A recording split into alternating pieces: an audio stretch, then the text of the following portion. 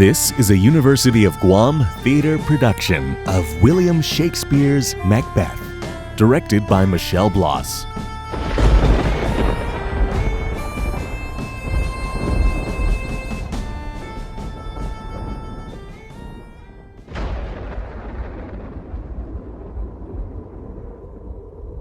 When shall we three meet again? In thunder, lightning, or in rain? When the hurly-burly's done, when the battle's lost and won. That will be ere the set of sun. Where the place? Upon the heath. There to meet with Macbeth. I come, Ray Malcolm. Paddock calls. Anon. Fair is foul, and foul is fair. Hover through the fog and filthy air.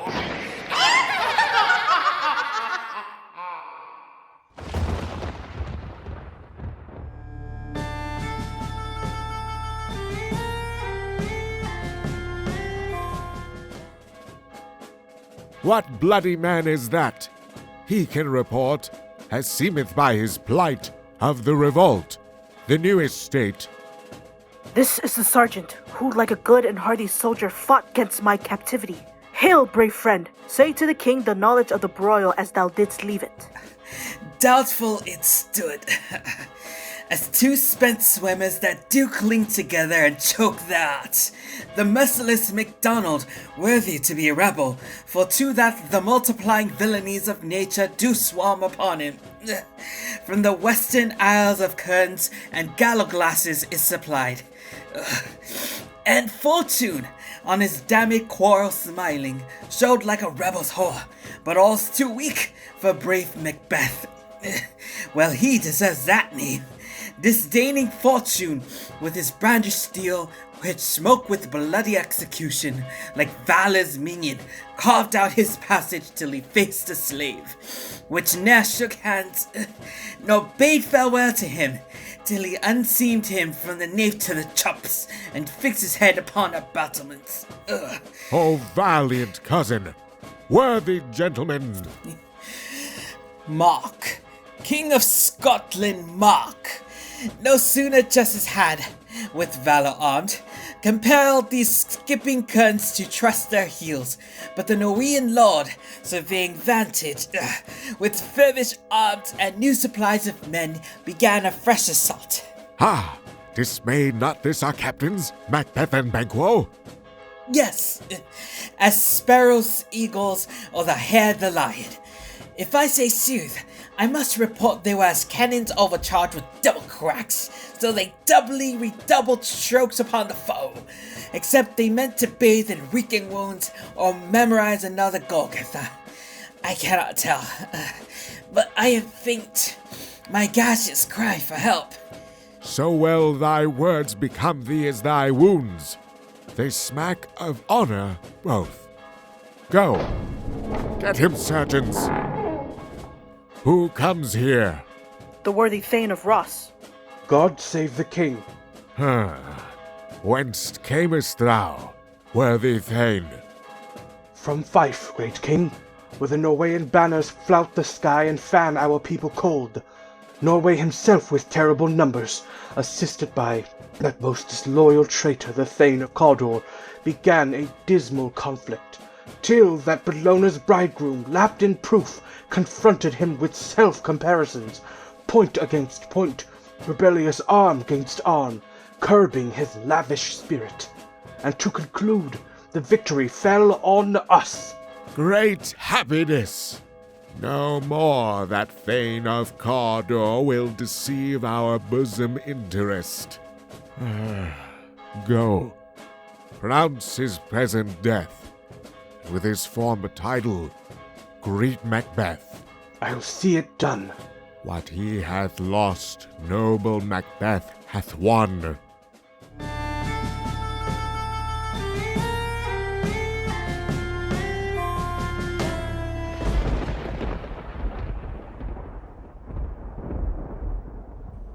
Where hast thou been, sister?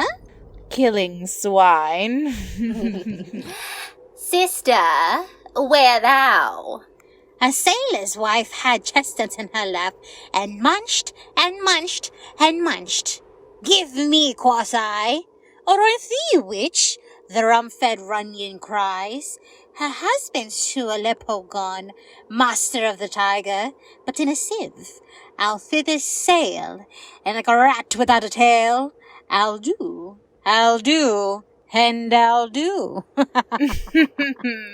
I'll give thee a wind. Thou art kind. And I another.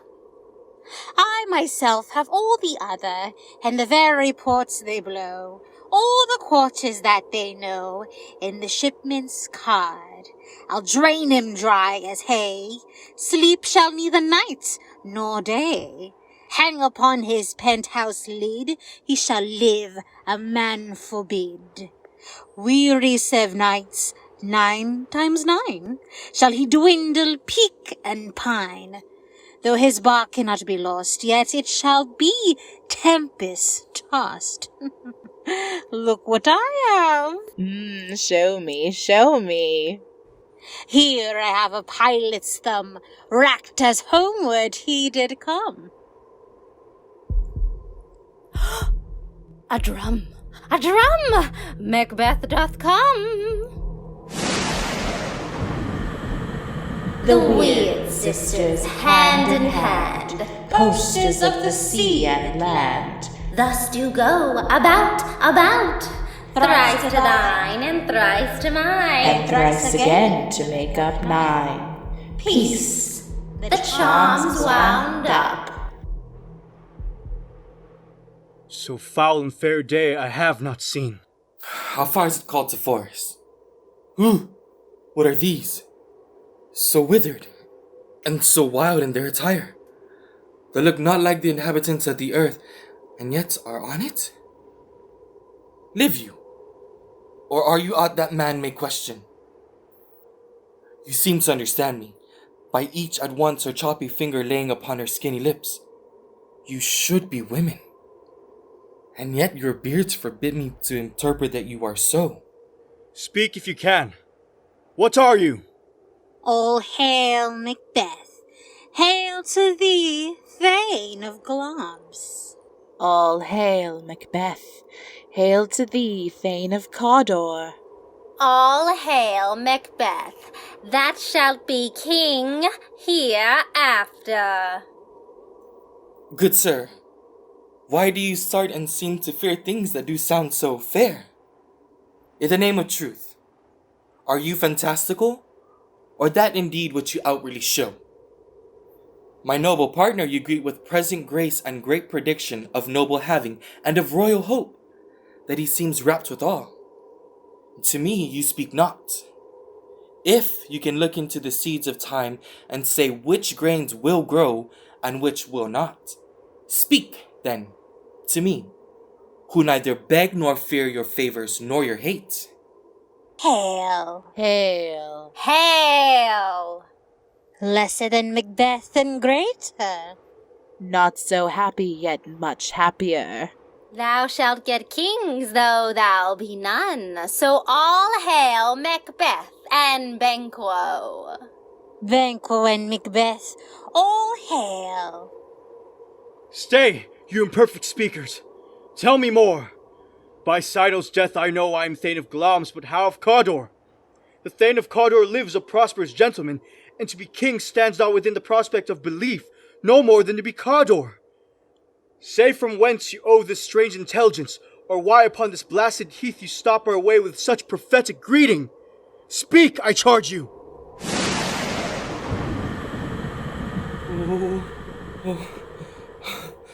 The earth hath bubbles, as the water has, and these are of them. Whither are they vanished? Into the air, and what seemed corporal melted, as breath into the wind.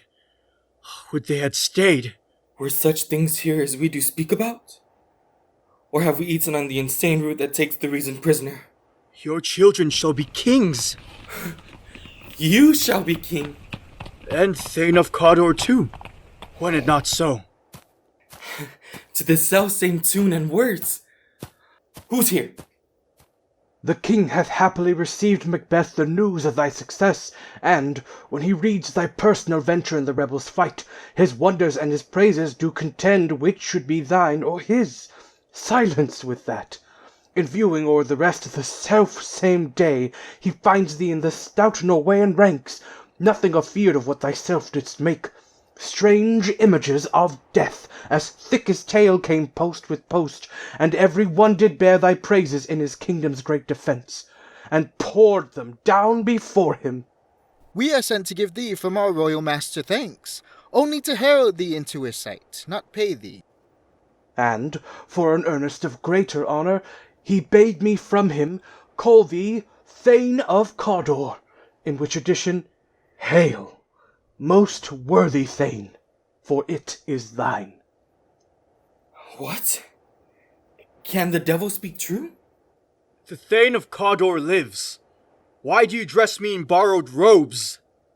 Who is the thing lives yet, but under heavy judgment bears that life, which he deserves to lose. But treason's capital, confessed and proved, have overthrown him. Glamis and Thane of Cawdor. The greatest is behind. Thanks for your pains. Do you not hope your children shall be kings, when those that gave the Thane of Cawdor to me promised no less to them?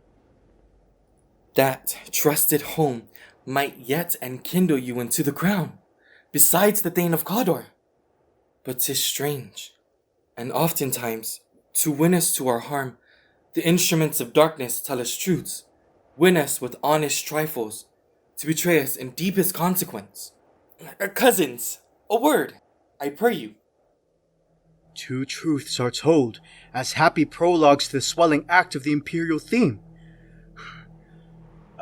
I thank you, gentlemen. This supernatural soliciting cannot be ill, cannot be good. If ill, why hath it given me earnest of success commencing in a truth?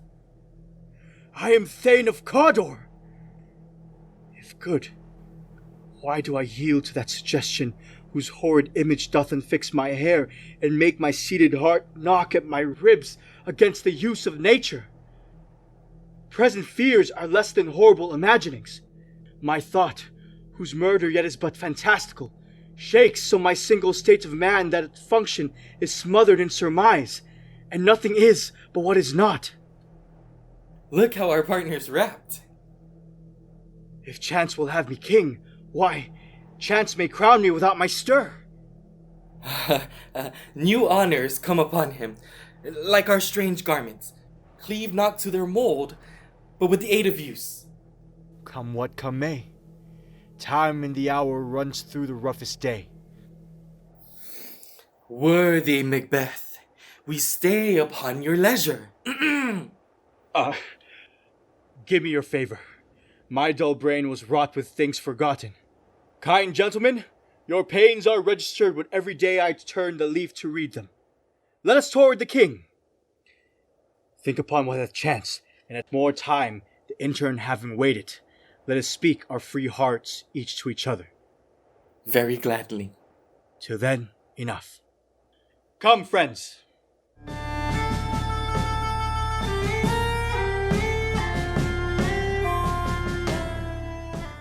Is execution done on Cawdor?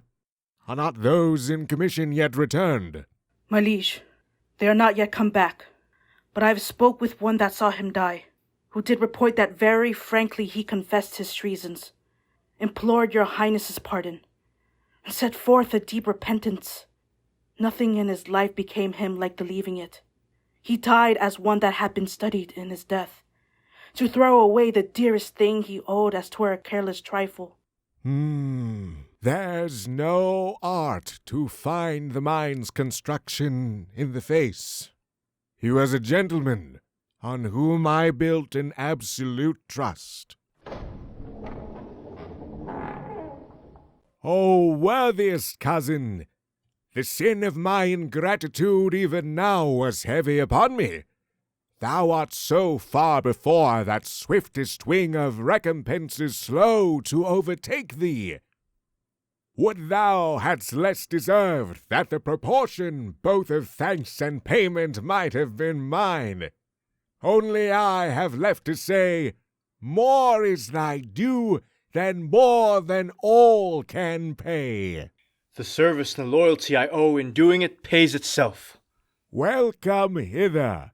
I have begun to plant thee, and will labor to make thee full of growing. Noble Banquo, that hast no less deserved, nor must be known, no less to have done so. Let me enfold thee, and hold thee to my heart. There, if I grow, the harvest is your own.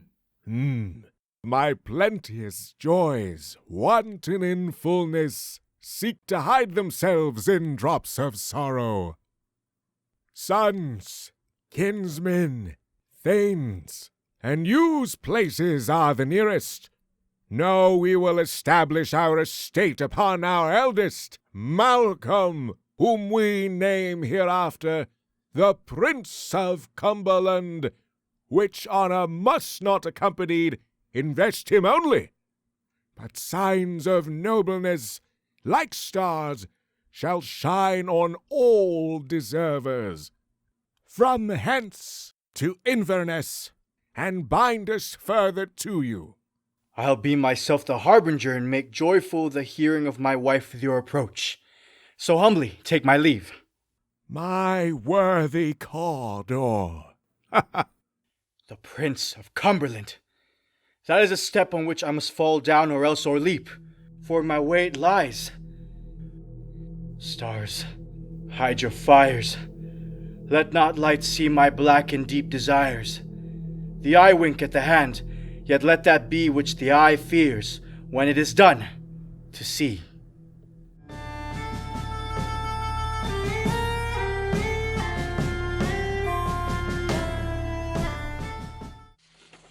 They met me in the day of success, and I have learned by the Perfect's report, they have more in them than mortal knowledge.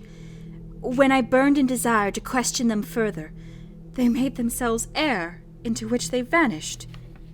Whiles I stood wrapped in the wonder of it, came missives from the king, who all hailed me Thane of Cawdor. By which title before these weird sisters saluted me, and referred me to the coming on of time with, Hail, King, thou shalt be! This I have thought good to deliver thee, my dearest partner of greatness, that thou mightst not lose the dues of rejoicing by being ignorant of what greatness is promised thee. Lay it to thy heart, and farewell. Glamis thou art in Cawdor, and shalt be what thou art promised. Yet do I fear thy nature. It is too full of the milk of human kindness to catch the nearest way. Thou wouldst be great, art not without ambition, but without the illness should attend it. What thou wouldst highly, that wouldst thou holily, wouldst not play false, and yet wouldst wrongly win. Thou'dst have great Glamis, that which cries thus thou must do if thou have it, and that which rather thou dost fear to do than wishest should be undone. Hie thee hither, that I may pour my spirits in thine ear, and chastise with the valor of my tongue all that impedes thee from the golden round, which fate and metaphysical aid doth seem to have thee crowned withal. What is your tidings? The king comes here tonight. Thou art mad to say it. Is not thy master with him, who wert so would have informed for preparation? So please you, it is true. Our Thane is coming. One of my fellows had the speed of him, who, almost dead for breath, had scarcely more than would make up his message. Oh, give him tending. He brings great news. The raven himself is hoarse, that croaks the fatal entrance of Duncan under my battlements. Come, you spirits that tend on mortal thoughts. Unsex me here and fill me from the crown to the toe top full of direst cruelty. Make thick my blood. Stop up the access and passage to remorse, that no compunctious visitings of nature shake my fell purpose, nor keep peace between the fect and it. Come to my woman's breasts and take my milk for gall, you murdering ministers, wherever in your sightless substances you wait on nature's mischief. Come, thick night, and pall thee in the dunnest smoke of hell, that my keen knife see not the wound it makes, nor heaven peep through the blanket of the dark to cry, Hold! Hold!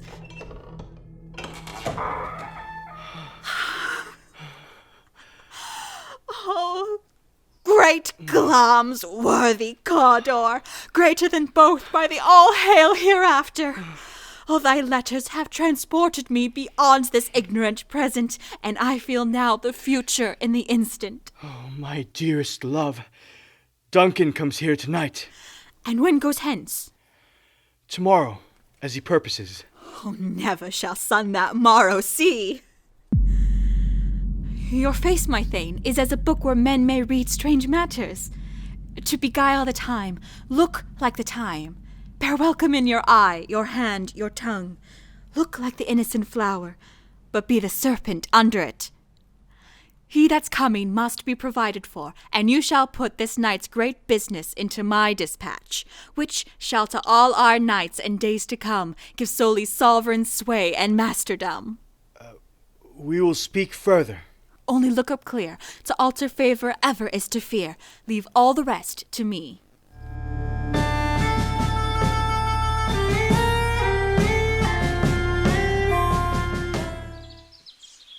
This castle hath a pleasant seat. The air nimbly and sweetly recommends itself unto our gentle senses. Ah, this guest of summer, the temple-haunting martlet, does approve. By his loved mansionry, that the heaven's breath smells wooingly here. No jutty, frieze, buttress, nor coign of vantage, but this bird hath made his pendant bed and procreant cradle. Where they most breed and hunt, I have observed, the air is delicate. See our honored hostess. Ah, the love that follows us sometime is our trouble, which we still thank as love. Herein I teach you how you shall bid God yield us for your pains, and thank us for your trouble. All our service in every point twice done and then done double, were poor and single business to contend against those honors deep and broad wherewith your majesty loads our house. For those of old and the late dignities heaped up to them, we rest your hermits. Ha! Where's the Thane of Cawdor? We coursed him at the heels and had a purpose to be his purveyor. But he rides well, and his great love, sharp as his spur, hath helped him to his home before us.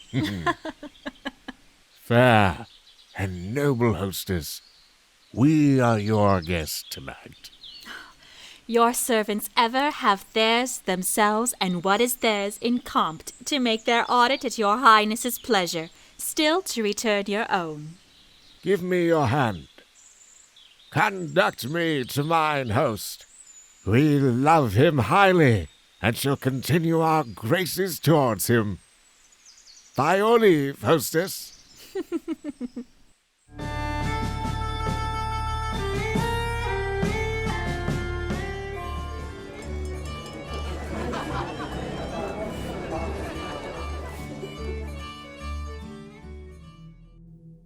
If it were done when 'tis done, then 'twere well it were done quickly. If the assassination could trammel up the consequence and catch with his surcease success, that but this blow might be the be-all and the end-all here. But here, upon this bank and shoal of time, we jump the life to come. But in these cases, we still have judgment here, that we but teach bloody instructions which, being taught, return to plague the inventor. This even-handed justice commends the ingredients of our poisoned chalice to our own lips. He's here in double trust. First, as I am his kinsman and his subject, strong both against the deed. Then, as his host, who should against his murderers shut the door, not bear the knife myself. Besides, this Duncan hath borne his faculties so meek, hath been so clear in his great office, that his virtues will plead like angels, trumpet-tongued, against the deep damnation of his taking off, and pity, like a naked newborn babe striding the blast, or heaven's cherubim horsed upon the sightless couriers of the air, shall blow the horrid deed in every eye, the tears shall drown the wind. I have no spur to prick the sides of my intent, but only vaulting ambition, which o'erleaps itself and falls on the other. How now? What news? He has almost supped. Why have you left the chamber? Hath he asked for me? Know you not he has? We will proceed no further in this business. He hath honored me of late, and I have bought golden opinions from all sorts of people, which would be worn now in their newest gloss, not cast aside so soon. Oh, was the hope drunk wherein you dressed yourself? Hath it slept since? And wakes it now to look so green and pale at what it did so freely? From this time such I count thy love. Art thou afeard to be the same in thine own act and valour as thou art in desire? Wouldst thou have that which thou esteem'st the ornament of life, and live a coward in thine own esteem, letting I dare not, wait upon I would, like the poor cat to the adage? Prithee, peace! I dare do all that may become a man, who dares do more is none. What beast was't then that made you break this enterprise to me? When you durst do it, then you were a man, and to be more than what you were, you would be so much more the man. Nor time nor place did then adhere, and yet you would make both. They have made themselves, and that their fitness now does unmake you. I have given suck, and know how tender 'tis to love the babe that milks me. I would, while it was smiling in my face, have plucked my nipple from his boneless gums and dashed the brains out had I so sworn as you have done to this. If we should fail... We? Fail? But screw your courage to the sticking place, and will not fail. When Duncan is asleep, whereto the rather shall his day's hard journey soundly invite him, his two chamberlains will I with wine and wassail so convince that memory, the warder of the brain, shall be a fume, and the receipt of reason a limbeck only. When in swinish sleep their drenched natures lies as in a death, what cannot you and I perform upon the unguarded Duncan? What not put upon his spongy officers, who shall bear the guilt of our great quell? Bring forth men, children only, for thy undaunted metal should compose nothing but males. Will it not be received when we have marked with blood those sleepy two of his own chamber, and used their very daggers, that they have done it? Who dares receive it other, as we shall make our griefs in clamour roar upon his death? I am settled, and bent up each corporal agent in this terrible feat. Away, and mock the time with fairest show. False face must hide what the false heart doth know.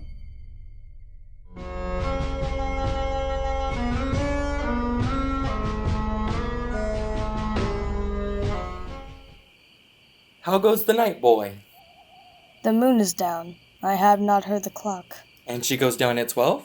I take it 'tis later, sir. Hold. Take my sword. There's husbandry in heaven. Your candles are all out. Take thee that too. A heavy summons lies like lead upon me, and yet I would not sleep. Merciful powers, restrain in me the cursed thoughts that nature gives way to in a prose. Give me my sword. Who's there? A friend. What, sir? Not yet at rest? The king's abed. He hath been in unusual pleasure, and sent forth great largesse to your offices. This diamond he greets your wife withal, by the name of most kind hostess, and shut up in measureless content. All's well. I dreamt last night of the three weird sisters. To you they have showed some truth. I think not of them. Yet when we can entreat an hour to serve, we would spend it on some words upon that business, if you would grant the time. At your kindest leisure. If you shall cleave to my consent when 'tis, it shall make honor for you. So I lose none, in seeking to augment it, but still keep my bosom franchise and allegiance clear. I shall be counseled. Good repose the while. Thanks, sir. The like to you.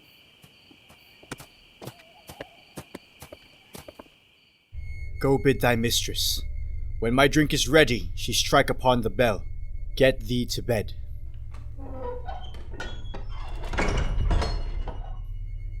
Is this a dagger which I see before me? The handle toward my hand. Come, let me clutch thee. I have thee not, and yet I see thee still. Art thou not, fatal vision, sensible to feeling as to sight? Or art thou but a dagger of the mind, a false creation proceeding from the heat-oppressed brain? I see thee yet, in form as palpable as this which now I draw. Thou marshalledst me the way that I was going, and such an instrument I was to use. Mine eyes are made the fools of the other senses, or else worth all the rest. I see thee still, and on thy blade in dudgeon gouts of blood which was not so before. There's no such thing. It is the bloody business which informs thus to mine eyes. Now o'er the one-half world nature seems dead, and wicked dreams abuse the curtained sleep. Witchcraft celebrates pale Hecate's offerings, and withered murder, alarmed by his sentinel, the wolf, whose howls is watch, thus with a stealthy pace, with Tarquin's ravishing strides, towards his design moves like a ghost. Thou sure and firm set earth, hear not my steps which way they walk, for fear thy very stones prate of my whereabouts, and take the present horror from the time, which now suits with it.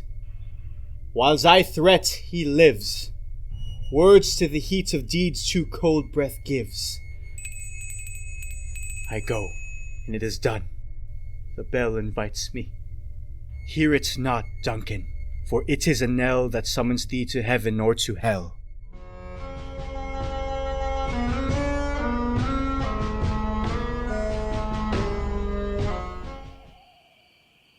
That which hath made them drunk hath made me bold. What hath quenched them hath given me fire. Ah! Hark! Peace. It was the owl that shrieked, the fatal bellman which gives the sternest good night. He is about it. The doors are open, and the surfeited grooms do mock their charge with snores. I have drugged their posits, that death and nature do contend about them, whether they live or die. Who's there? What? Oh! Hark! I am afraid they have awaked. 'Tis not done. The attempt and not the deed confounds us. Hark! I laid their daggers ready. He could not miss 'em. Had he not resembled my father as he slept, I had done't. My husband? I have done the deed. Didst thou not hear a noise? I heard the owl scream and the crickets cry. Did not you speak? When? Now. As I descended? Aye. Hark! Who lies in the second chamber? Donalbain.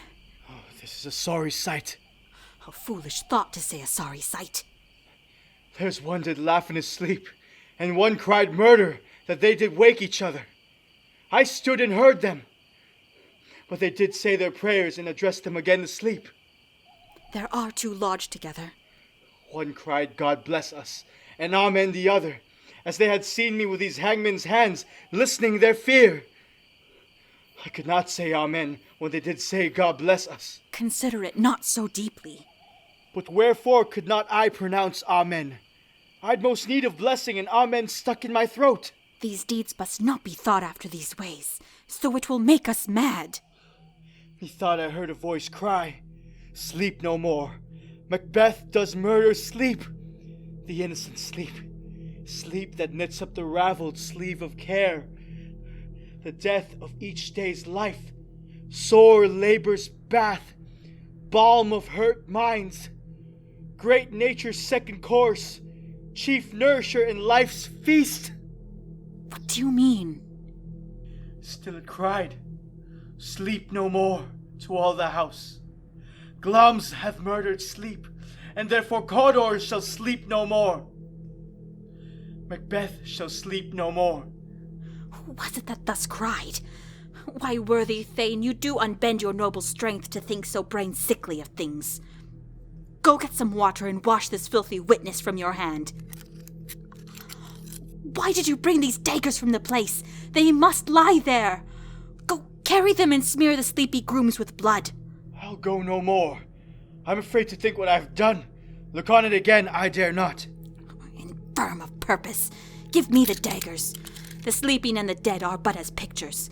'Tis the eye of childhood that fears a painted devil. If he do bleed, I'll gild the faces of the grooms withal, for it must seem their guilt. Whence is that knocking? How's it with me when every noise appalls me? What hands are here? They pluck out mine eyes. Will all great Neptune's ocean wash this blood clean from my hand? No. This my hand will rather the multitudinous seas incarnadine, making the green one red. My hands are of your color, but I shame to wear a heart so white. I hear a knocking at the south entry. Retire we to our chamber. A little water clears us of the steed. How easy is it, then? Your constancy hath left you unattended. Hark, more knocking. Get on your nightgown, lest occasion call us and show us to be watchers. Be not lost so poorly in your thoughts.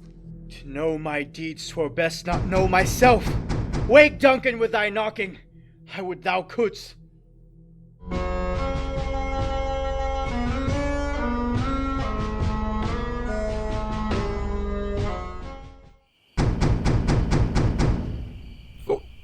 Here's a knocking indeed. If a man were porter Hellgate, he should have old turning the key. Knock, knock, knock! Who's there in the name of Beelzebub? Ah, here's a farmer that hanged himself on the expectation of plenty. Come in time. Have napkins enough about you. Here you'll sweat for it. Knock, knock. Who's there in the other devil's name, eh? Faith, here's an equivocator that could swear in both the scales against either scale, who committed treason enough for God's sake, yet could not equivocate to heaven. Oh, come in, equivocator. Knock, knock, knock. Who's there? Faith, here's an English tailor come hither for stealing out of a French hose. Come in, tailor. Here you may roast your goose. Knock, knock. Now that quiet. What are you? Ah, this place is too cold for hell. I'll devil porter it no further. I had thought to have let in some of all professions that go the primrose way to the everlasting bonfire. Anon! Anon!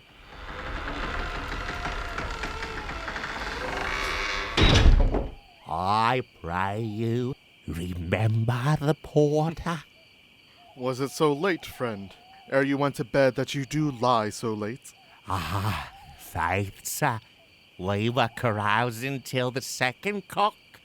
And drink, sir, is a great provoker of three things. What three things does drink especially provoke?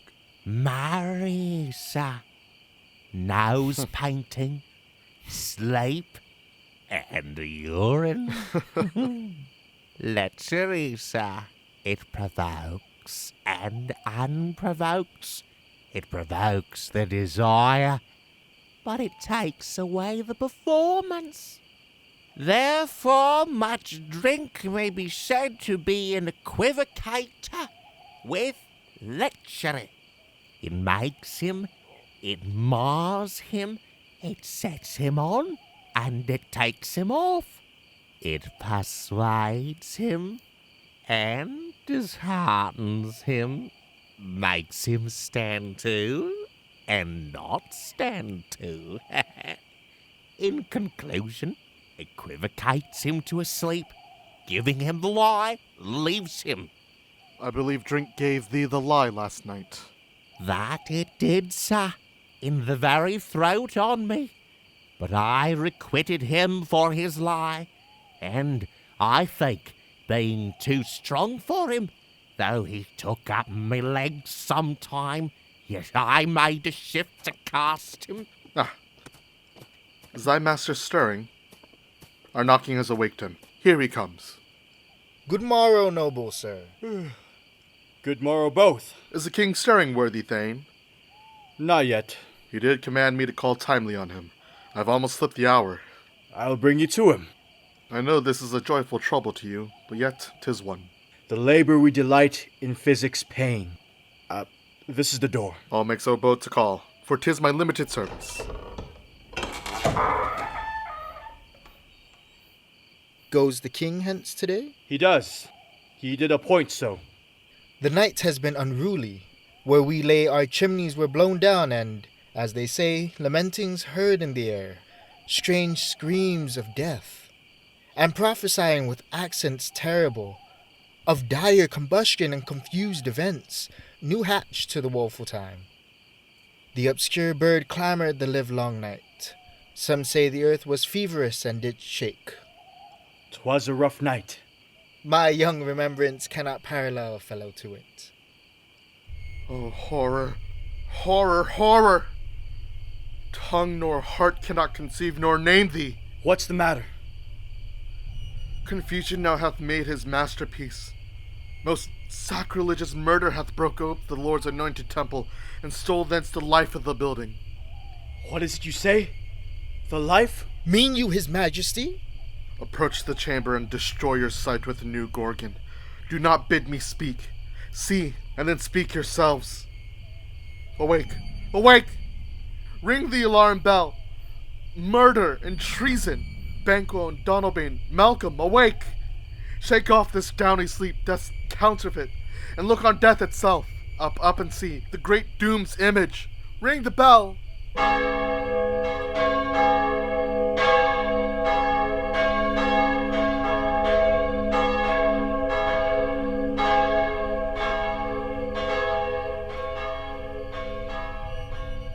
What's the business that such a hideous trumpet calls to parley the sleepers of the house? Speak! Speak! O gentle lady, 'tis not for you to hear what I can speak. The repetition in a woman's ear would murder as it fell. O Banquo, Banquo, our royal master's murdered. Oh, alas!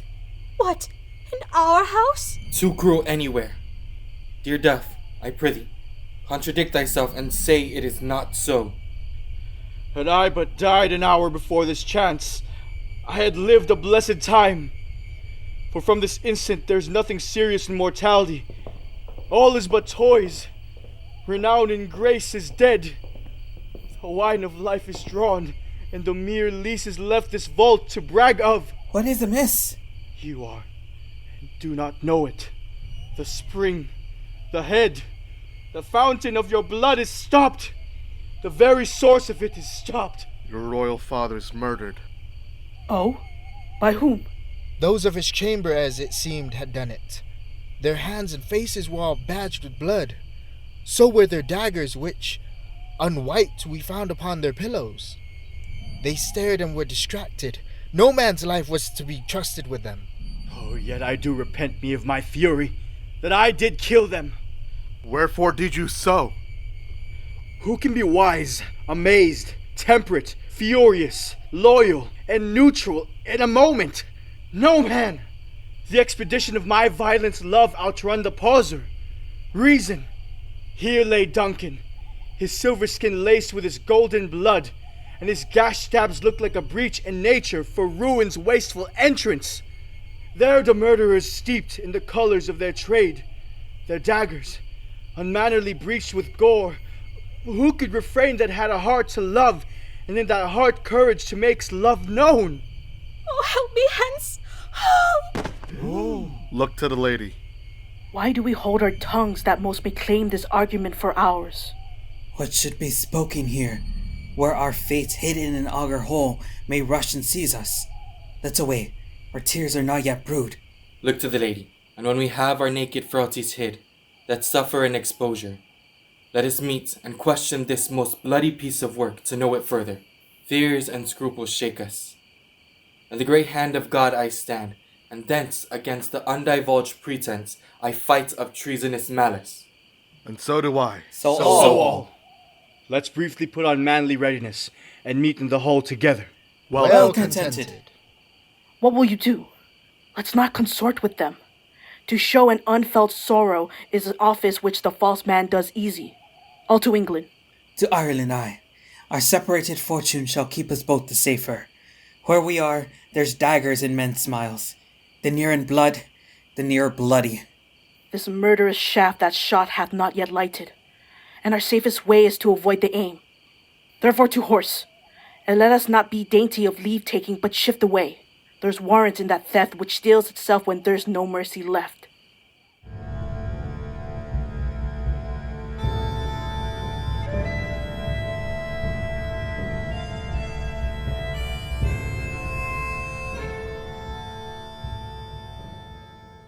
How goes the world, sir, now? Why, see you not? Is it known who did this more than bloody deed? Those that Macbeth hath slain. Alas the day. What good could they pretend? They were suborned. Malcolm and Donalbain, the king's 2 sons, are stolen away and fled, which puts upon them suspicion of the deed. Against nature still. Thriftless ambition that will raven up thine own lives' means. Then 'tis most like the sovereignty will fall upon Macbeth. He is already named and gone to Scone to be invested. Where is Duncan's body? Carried to Colmkill, the sacred storehouse of his predecessors and guardian of their bones. Will you to Scone? No, cousin. All to Fife. Well, I will thither. Well, may you see things well done there. Adieu, lest our old robes sit easier than our new.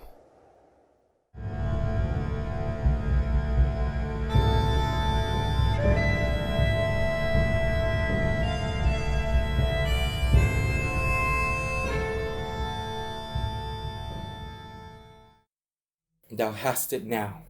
King, Cawdor, Glamis, all as the weird woman promised, and I fear thou playedst most foully for it.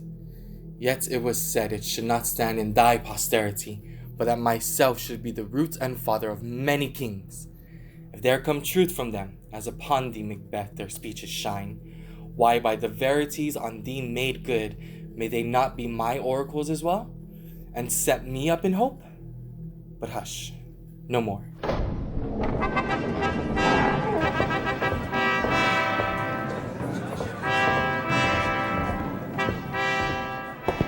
Ah, here's our chief guest. If he had been forgotten, it had been as a gap in our great feast, and all thing unbecoming. Tonight we hold a solemn supper, sir, and I'll request your presence. Let your highness command upon me, to the which my duties are with a most indissoluble tie, forever knit. Ride you this afternoon? Aye, my good lord. We should have else desired your good advice, which still have been both grave and prosperous in this day's council. But we'll take tomorrow. Is it far you ride? As far, my lord, as will fill up the time twixt this and supper. Go not my horse the better, I must become a borrower of the night for a dark hour or twain. Fail not our feast. My lord, I will not. We hear our bloody cousins are bestowed in England and in Ireland, not confessing their cruel parasite, filling their hearers with strange invention. But of that tomorrow, when therewithal we shall have cause of state craving us jointly. Hie you to horse. Adieu, till you return at night. Goes Fleance with you? Aye, my good lord. Our time does call upon us. I wish your horses swift and sure of foot, and so I do commend you to their backs. Farewell. And let every man be master of his time till 7 at night, to make society the sweeter welcome. We will keep ourselves till supper time alone. While then, God be with you.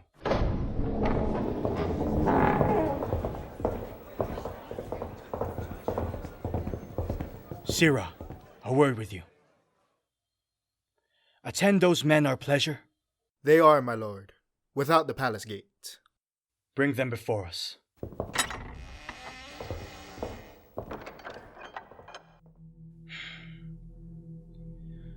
To be thus is nothing, but to be safely thus. Our fears in Banquo stick deep, and in his royalty of nature reigns that which would be feared. 'Tis much he dares, and to that dauntless temper of his mind he hath a wisdom that doth guide his valor to act in safety. There is none but he whose being I do fear, and under him my genius is rebuked, as it is said Mark Antony's was by Caesar. He chid the sisters when first they put the name of king upon me, and bade them speak to him. Then prophets-like, they hailed him father to a line of kings.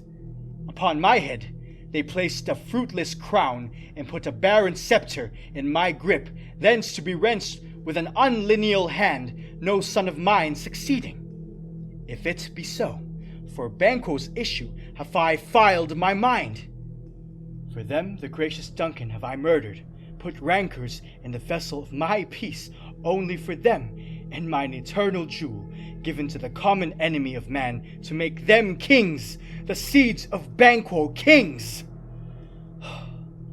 Rather than so, come fate into the list, and champion me to the utterance. Who's there? Now go to the door, and stay there till we call. Was it not yesterday we spoke together? It was so pleased, Your Highness. Well then, now have you considered of my speeches? Know that it was he, in the times past, which held you so under fortune, which you thought had been our innocent self. This I made good to you in our last conference, passed in probation with you how you were borne in hand, how crossed, the instruments, who wrought with them, and all things else that might to half a soul into a notion crazed say, thus did Banquo. You made it known to us? I did so, and went further, which is now our point of second meeting. Do you find your patience so predominant in your nature that you can let this go? Are you so gospel to pray for this good man and for his issue, whose heavy hand hath bowed you to the grave and beggared yours forever? We are men, my liege. Aye, in the catalogue you go for men, as hounds and greyhounds, mongrels, spaniels, curs, chows, water-rugs, and demi-wolves are clept all by the name of dogs. The valued file distinguishes the swift, the slow, the subtle, the housekeeper, the hunter, every one according to the gift which bounteous nature hath in him closed. And so of men.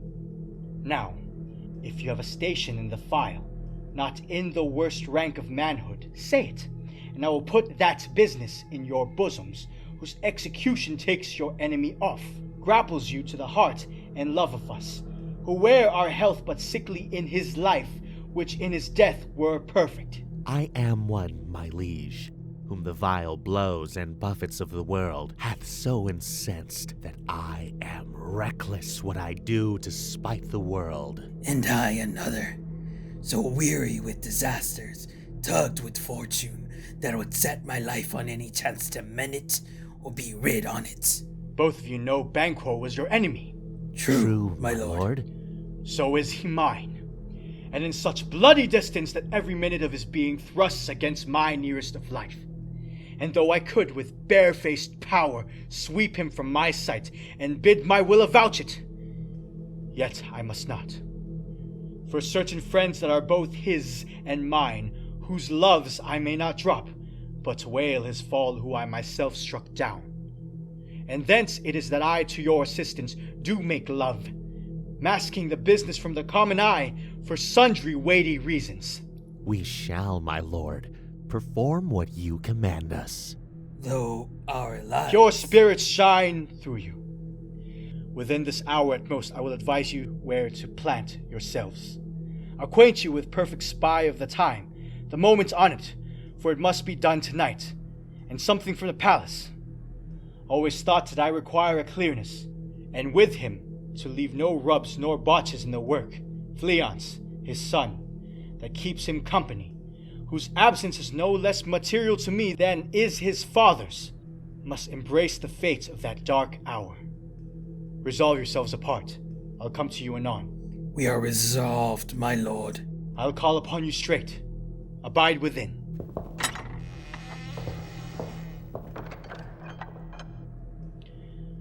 It is concluded.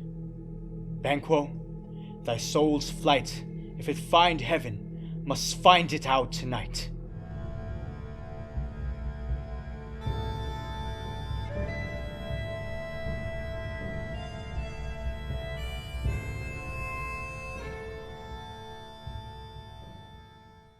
Is Banquo gone from court? Aye, madam, but returns again tonight. Say to the king I would attend his leisure for a few words. Madam, I will.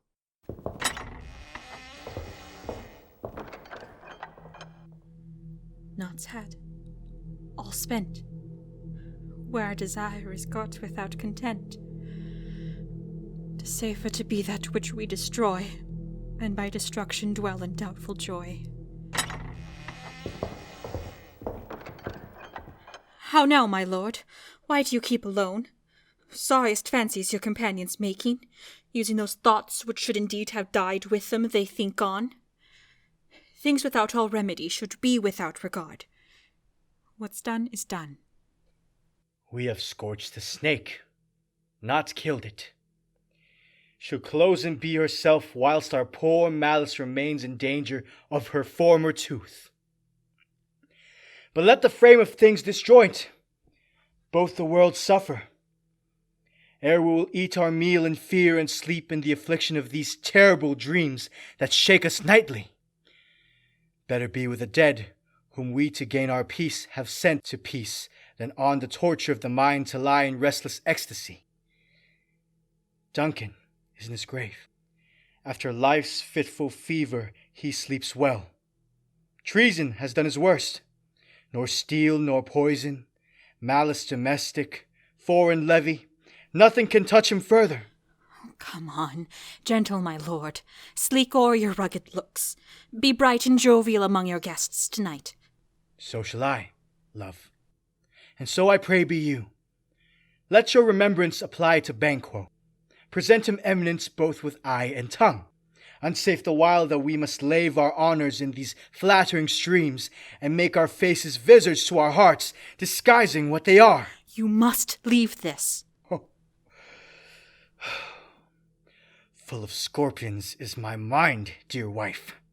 Thou know'st that Banquo and his fleance lives. But in them nature's copies not etern. There's comfort yet. They are assailable, then be thou jocund. Ere the bat hath flown his cloistered flight, ere to black Hecate summons the shard-born beetle with his drowsy hums hath rung night's yawning peal, there shall be done a deed of dreadful note. What's to be done? Be innocent of the knowledge, dearest Chuck, till thou applaud the deed. Come, stealing night.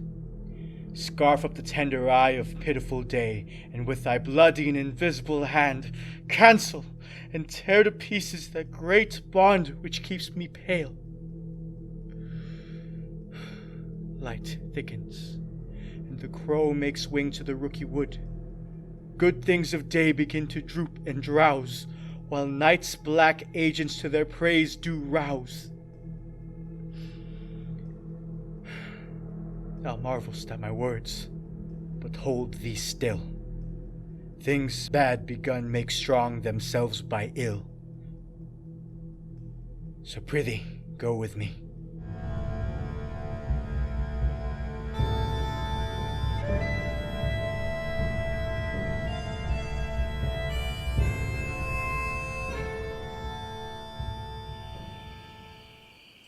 Who bid thee join with us?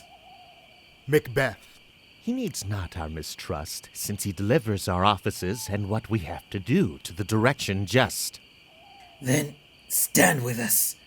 The west yet glimmers with some streaks of day. Now spurs the lated traveler apace to gain the timely end, and your approach is the subject of our watch. Hark! I hear horses.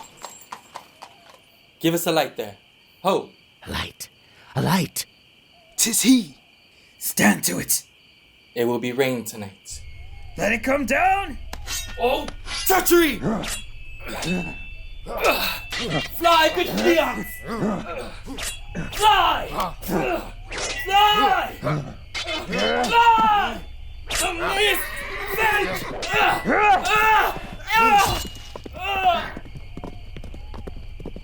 Oh, slave. Who did strike out the light? Was it not the way? There's but one down. The sun is fled. We have lost best half our fare. Well, let's away and say how much is done.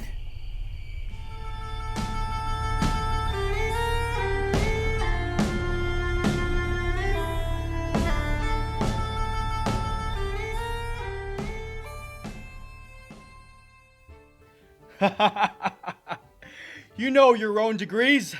Sit down. At first and last, the hearty welcome. Thanks to your majesty. Ourself will mingle with society and play the humble host. Our hostess keeps her state, but in best time we will require her welcome. Pronounce it for me, sir, to all our friends, for my heart speaks they are welcome. See, they encounter thee with their hearts' thanks. Both sides are even. Here I'll sit in the midst, be large in mirth. Anon we'll drink a measure the table round. There's blood on thy face. 'Tis Banquo's then. 'Tis better thee without than he within. Is he dispatched? My lord, his throat is cut. That I did for him. Ah, thou art the best of the cutthroats. Yet he's good that did the like for Fleance. If thou didst it, thou art the nonpareil. Most royal sir, Fleance escaped. Then comes my fit again. I had else been perfect, whole as the marble, founded as the rock, as broad and general as the casing air. But now I'm cabined, cribbed, confined, bound into saucy doubts and fears. But Banquo's safe? Aye, my good lord, safe in a ditch he bides, with 20 treacherous gashes on his head, the least a death to nature. Thanks for that. There the grown serpent lies. The worm that's fled hath nature that in time will venom breed. No teeth for the present. Get thee gone. My royal lord, you do not give the cheer. Ah, sweet remembrancer. Now, good digestion wait on appetite, and health on both. Hear, hear. Hear, hear. May it please your highness sit. Here have we now our country's honor roofed. Were the graced person of our Banquo present, whom may I rather challenge for his unkindness than pity for mischance. His absence, sir, lays blame upon his promise. Please it your highness to grace us with your royal company? The table's full. Here is a place reserved, sir. Where? Here, my good lord. What is it that moves your highness? Which of you have done this? What, my good lord? What, my good lord? Thou canst not say I did it! Never shake thy gory locks at me! Gentlemen, rise. His highness is not well. Sit, worthy friends. My lord is often thus, and hath been from his youth. Pray you, keep seat. The fit is momentary. Upon a thought, he will again be well. If much you note him, you shall offend him, and extend his passion. feed and regard him not. Are you a man? Aye, and a bold one that dare look on that which might appall the devil. Oh, proper stuff. This is the very painting of your fear. This is the air-drawn dagger which you said led you to Duncan. Oh, these flaws and starts, impostors to true fear, would well become a woman's story at a winter's fire, authorized by her grandam. Shame itself! Why do you make such faces? When all's done, you look but on a stool. Prithee, see there. Behold, look! Lo, how say you? Why, what care I? If thou canst not, speak too. If charnel houses and our graves must send those that we bury back, our monuments shall be the maws of kites. What? Quite unmanned in folly? If I stand here, I saw him. Fie, for shame. Blood hath been shed ere now. In the olden time, ere humane statute purged the gentle weal. Aye, and since too murders have been performed too terrible for the ear. The time has been that, when the brains were out, the man would die and there an end. But now they rise again with 20 mortal murders on their crowns and push us from our stools. This is more strange than such a murder is. My worthy lord, your noble friends do lack you. I do forget. Do not muse at me, my most worthy friends. I have a strange infirmity which is nothing to those that know me. Come, love and health to all. Then I'll sit down. Give me some wine. Fill full. I drink to the general joy of the whole table, and to our dear friend Banquo, whom we miss. Would he were here! To all, and him we thirst, and all to all. Our duties and the pledge.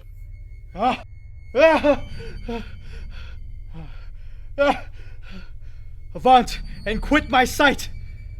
Let the earth hide thee! Thy bones are marrowless. Thy blood is cold. Thou hast no speculation in those eyes which thou dost glare with. Think of this, good peers, but as a thing of custom. 'Tis no other, only it spoils the pleasures of the time. What man dare? I dare. Approach thou like the rugged Russian bear, the armed rhinoceros, or the hurricane tiger. Take any shape but that, and my firm nerves shall never tremble. Or be alive again, and dare me to the desert with thy sword. If trembling I inhabit then, protest me the baby of a girl. Hence, horrible shadow! Unreal mockery, hence!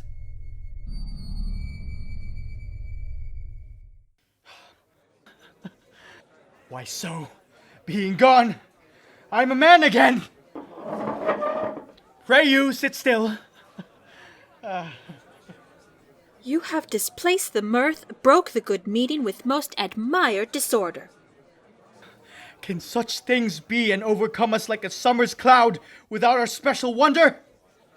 You make me strange even to the disposition that I owe, and now I think you can behold such sights and keep the natural ruby of your cheeks when mine is blanched with fear. What sights, my lord? I pray you, speak not. He grows worse and worse. Question enrages him. At once, good night. Stand not upon the order of your going, but go at once. A good night, and better health attend his majesty. A kind good night to all.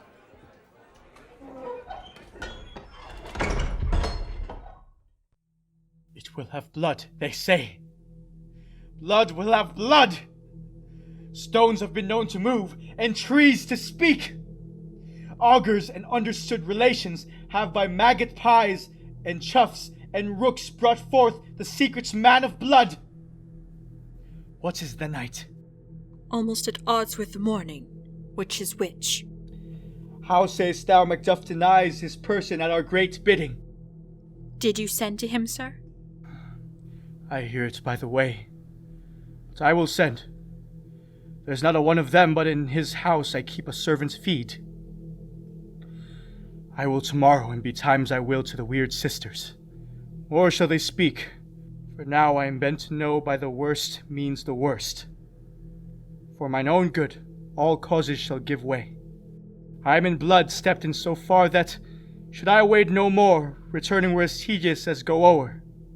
Strange things I have in head that will to hand, which must be acted ere they may be scanned. You lack the season of all natures. Sleep. Come, we'll to sleep. My strange and self-abuse is the initiate fear that wants hard use. We are yet but young indeed.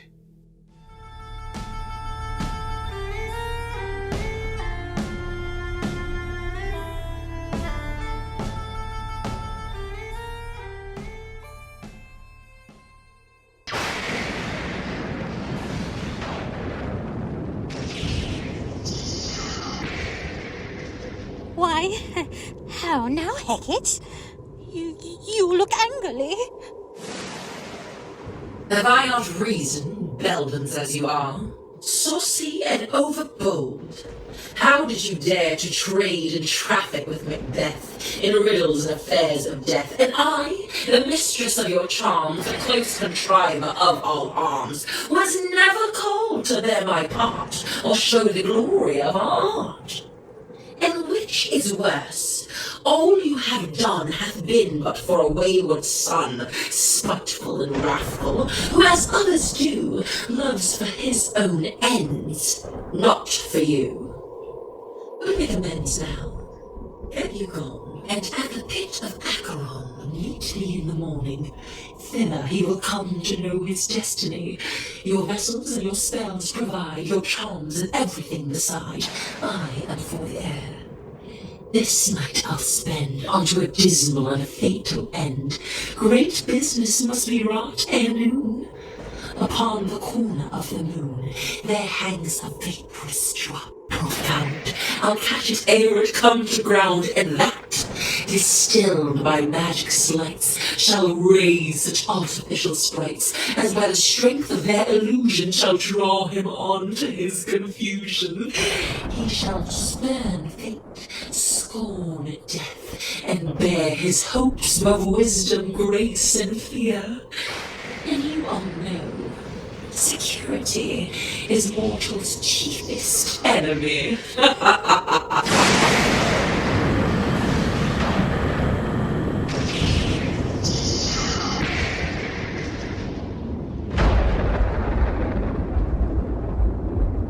Thrice the brinded cat hath mewed. Thrice and once the hedge pig whined. Happier cries, 'tis time, 'tis time.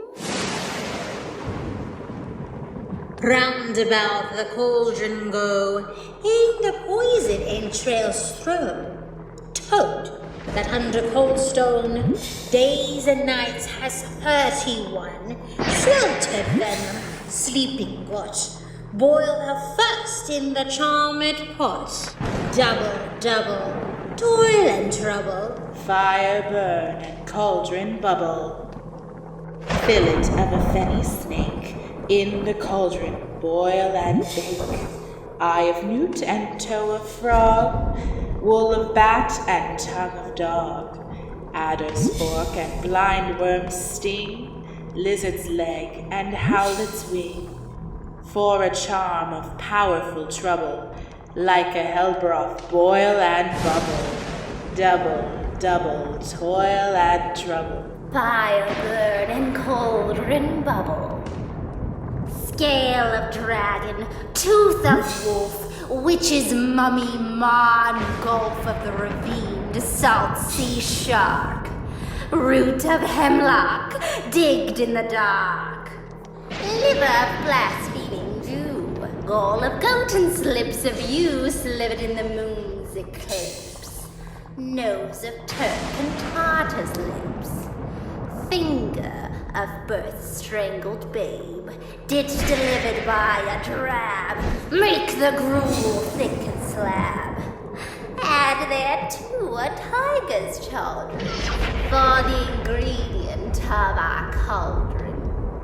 Double toil and trouble, fire burn and cauldron bubble. Cool it with a baboon's blood, then the charm is firm and good. Oh, well done. I commend your pains, that everyone shall share in the games. And now about the cauldron sing, like elves and fairies in a ring, enchanting all that you put in. Spirits of fire, burn in me. Spirits of night, encompass he. Black spirits of Hecate, we conjure thee. Incite, Enthrall, make him see. By the pricking of my thumbs, something wicked this way comes. Open locks, whoever knocks. How now, you secret, black, and midnight hags? What is it you do? A deed without a name. I conjure you by that which you profess, however you come to know it. Answer me to what I ask you. speak, Demand. We'll answer. say it thus, rather hear it from our mouths or from our masters. Call him. Let me see him. Pour in the sow's blood that hath eaten her 9 fallow, grease that's sweated from the murderer's gibbet thrown into the flame. Come high or low, Thyself an office deftly show. Tell me, thou unknown power. He knows thy thought. Hear his speech, but say thou not. Macbeth, beware Macduff, beware the thane of Fife. Dismiss me. Enough. Whatever thou art, for thy good caution, thanks. Thou's heart my fear aright. But one word more. He will not be commanded. He is another, more potent than the first. Macbeth! Had I 3 ears, I'd hear thee. Be bloody, bold, and resolute. Laugh to scorn the power of man, for none of woman born shall harm Macbeth. Then live, Macduff. What need I fear of thee? But yet I'll make assurance double sure, and take a bond of fate. Thou shalt not live, that I may tell pale-hearted fear it lies, and sleep in spite of thunder. What is this that rises like the issue of a king and wears upon his baby brow the round and top of sovereignty? Listen, but speak not to it. Ye lion mettled, proud, and take no care, who chafes, who frets, or where conspirers are. Macbeth shall never vanquish thee until great burn wood hide on the main hill shall come against him. That will never be. Who can impress the forest? Bid the tree unfix his earthbound root. Sweet bodements. Good. Yet my heart throbs to know one thing. Tell me, if your art can tell him so much, shall Banquo's issue ever reign in this kingdom?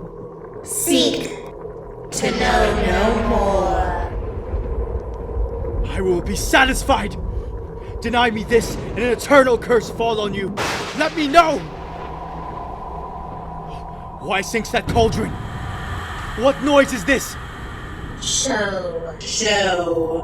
Show. Show his eyes. Breathe his heart. Come like shadows, so depart. Thou art too like the spirit of Banquo. Down!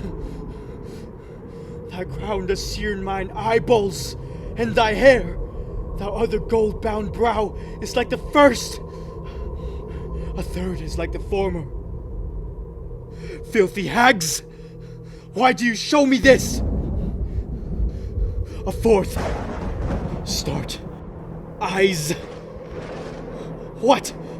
Will the line stretch out to the crack of doom? Another yet? A seventh? I'll say no more. And yet the eighth appears and bears a glass which shows me many more. And some I see that twofold balls and treble scepters carry. Horrible sight. Now I see 'tis true. For the blood-boltered Banquo smiles upon me and points at them for his. What? Is this so? Aye, sir. All this is so. But why stands Macbeth thus amazedly? Come, sisters. Cheer up his sprites and show the best of our delights. I'll charm the air to give a sound while you perform your antic round, that this great king may kindly say our duties did his welcome pay.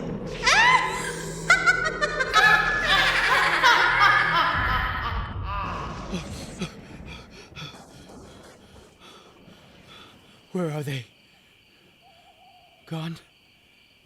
Oh, let this pernicious hour stand accursed in the calendar! Come in, without there. What's your grace's will? Saw you the weird sisters? No, my lord. Came they not by you? No, indeed, my lord. Infected be the air whereon they ride, and damned all those that trust them! I did hear the galloping of horse. Who was it came by? 'Tis 2 or 3, my lord, that brings you word. Macduff is fled to England. Fled to England? Aye, my good lord. Time. Thou anticipatest my dread exploits from this moment. The very firstlings of my heart shall be the firstlings of my hand. And even now, to crown my thoughts with acts, be it thought and done, the castle of Macduff I will surprise, seize upon Fife, give to the edge of the sword his wife, his babes, and all unfortunate souls that trace him in his line. No boasting like a fool.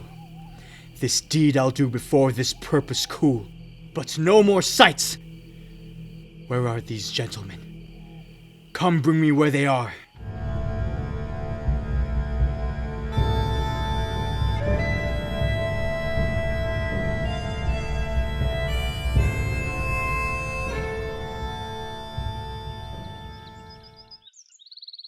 What had he done to make him fly the land? You must have patience, madam. He had none.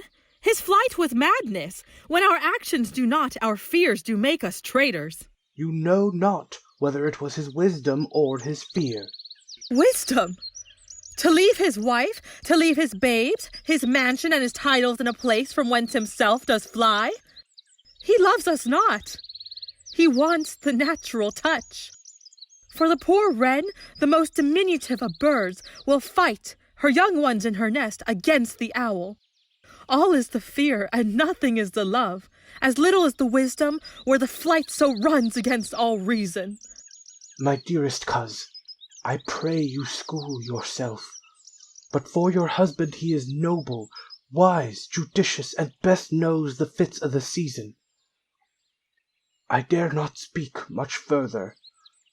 But cruel are the times when we are traitors and do not know ourselves, when we hold rumour from what we fear, yet know not what we fear, but float upon a wild and violent sea each way and move. I take my leave of you. Shall not be long, but I'll be here again. Things at the worst will cease, or else climb upward to what they were before. Oh, my pretty cousin, blessing upon you. Fathered he is, and yet he's fatherless. I am so much a fool. Should I stay longer, it would be my disgrace and your discomfort. I take my leave at once.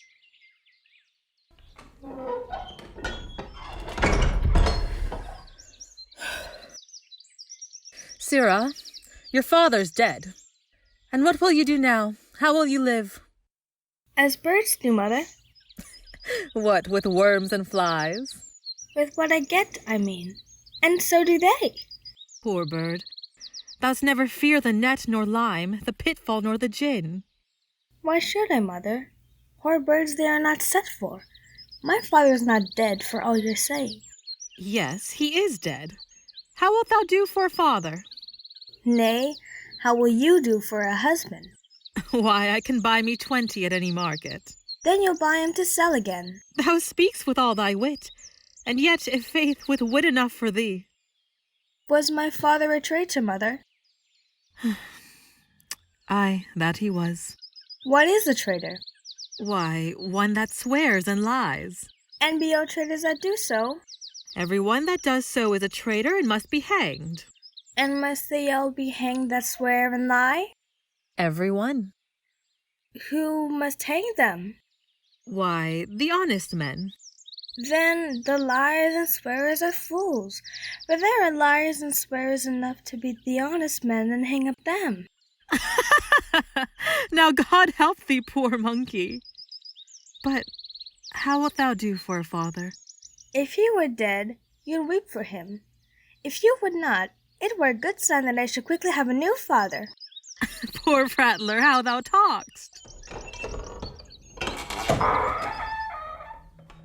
Bless you, fair dame. I am not to you known, though in your state of honor I am perfect. I doubt some danger does approach you nearly.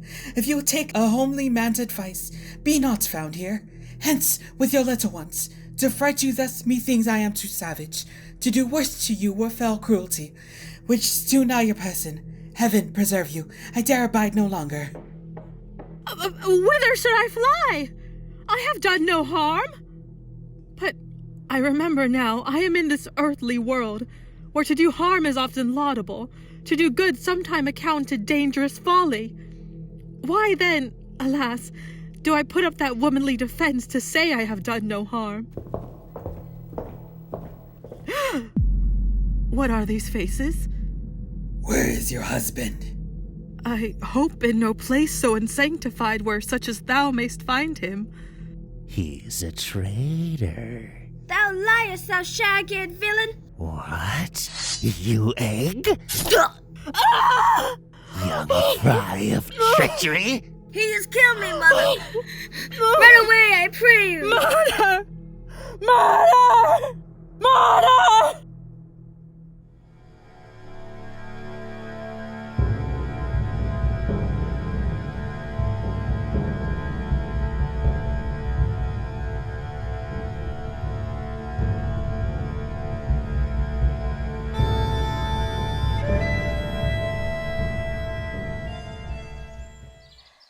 Let us seek out some desolate shade, and there weep our sad bosoms empty.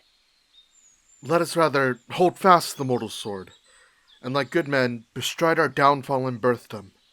Each new morn, new widows howl, new orphans cry, new sorrows strike heaven on the face, that it resounds as if it felt with Scotland, and yelled out like syllable of dolor. What I believe, I'll wail. What no, believe. And what I can redress.